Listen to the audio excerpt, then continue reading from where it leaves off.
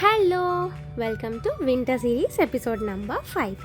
ఈరోజు మన రెసిపీ ఆలూ సమోసా.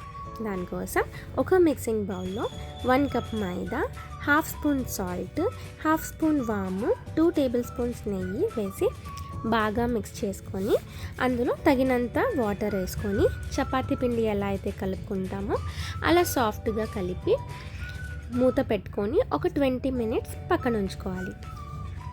తర్వాత ఒక ప్యాన్లో 3 table spoons oil, 1 table spoon ధనియాలు, 1 ఆనియన్, హాఫ్ స్పూన్ సాల్ట్ వేసుకొని మూత పెట్టుకొని ఒక 2 మినిట్స్ తర్వాత అందులో హాఫ్ స్పూన్ పసుపు, 1 స్పూన్ కారం, హాఫ్ స్పూన్ ధనియాల పొడి వేసుకొని కలుపుకొని 200 గ్రామ్స్ బాయిల్డ్ పొటాటో వేసుకొని మెత్తగా మ్యాష్ చేసుకొని తగినంత సాల్ట్, కొరియాండర్ ఇంకా హాఫ్ లెమన్ పిండుకొని ఒకసారి బాగా మిక్స్ చేసుకుంటే మన స్టఫ్ రెడీ.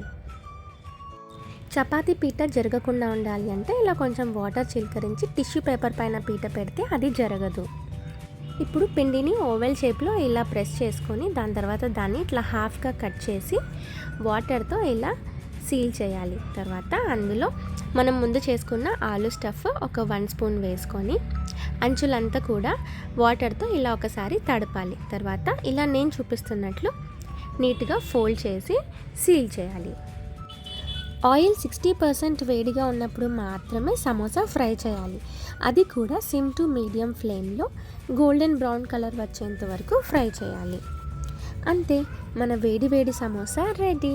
ఒకసారి ట్రై చేసి చూడండి, తప్పకుండా చాలా బాగుంటుంది.